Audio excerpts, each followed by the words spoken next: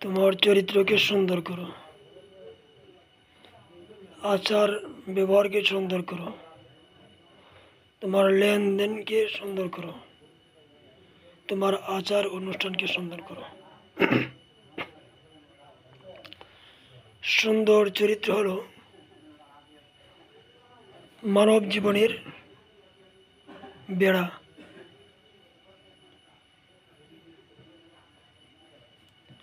ঘরের বেড়া না থাকলে যেমন, ঘরের দেয়াল না থাকলে যেমন ঘরের ভিতর নানান সমস্যা দেখা দেয়, অনেক ক্ষতিগ্রস্ত হতে হয়। একটা মানুষের যদি চরিত্র সুন্দর না থাকে, চরিত্র ভালো না থাকে, লেনদেন আচার অনুষ্ঠান ভালো না থাকে, চাল চলন চলা বলা কথা কাজ ভালো না থাকে, সুন্দর না থাকে, তাহলে মানুষটা এরকম ক্ষতিগ্রস্ত হয়। সুন্দর চরিত্র হলো জীবনের সৌন্দর্য। যার চরিত্র সুন্দর তার জীবনের সৌন্দর্য বৃদ্ধি করে, বাড়ায়, মান ইজ্জত সব দিয়ে বাড়ায়। যদি চরিত্র সুন্দর না থাকে, তখন সে লোক ভয়ঙ্কর হয়ে ওঠে, তখন সে লোক অতি ভয়ঙ্কর হয়ে যায়।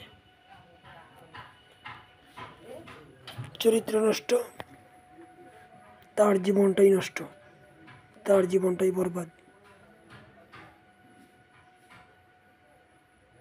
হয়তোবা নষ্ট চরিত্রের মানুষ নিজের প্রশংসা নিজে গায়, নিজেকে নিজে ভালো বলে, কিন্তু জনসাধারণ তাকে ঘৃণার চোখে দেখে, তার চরিত্র নষ্ট তারা বুঝে।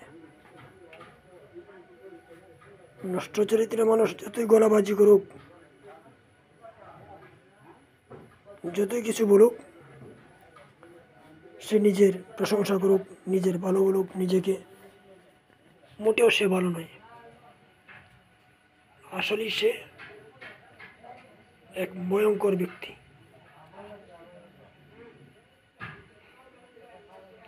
যার চরিত্র সুন্দর হয় না, যার চরিত্র ভালো হয় না, সে তার চতুর্পার্শ্বেই বিভিন্ন ধরনের বিভিন্ন প্রকারের ময়লা আবর্জনা দিয়ে ভরে রাখে।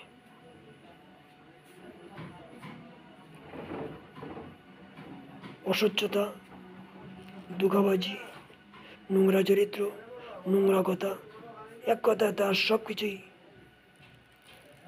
এক মারাত্মক ধরনের নোংরা হয়ে যায়। তার জীবনটাই বিষাক্ত হয়ে যায়। তার বিষাক্ত জীবনে পরিবারের মাঝে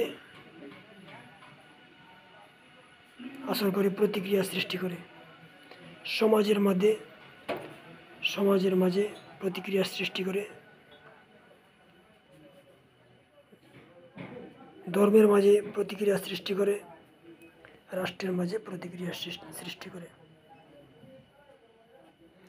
একজন সৎ চরিত্র ঈমানওয়ালা মানুষের মান, মর্যাদা, ইজ্জত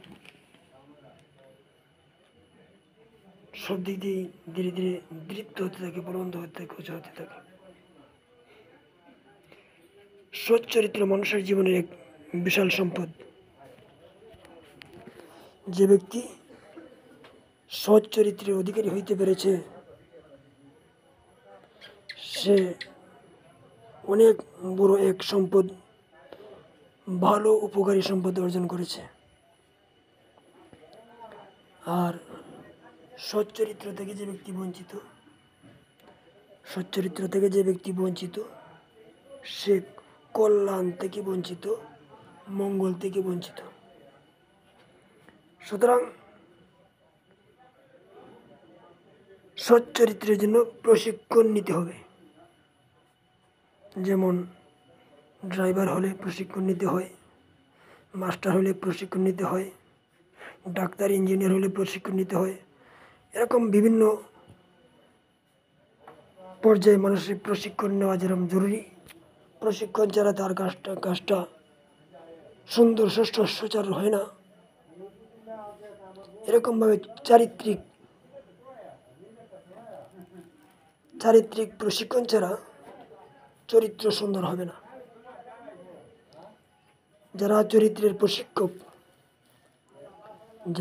চরিত্রের প্রশিক্ষক তাদের কাছে গিয়ে চরিত্রের প্রশিক্ষণ দিতে হবে।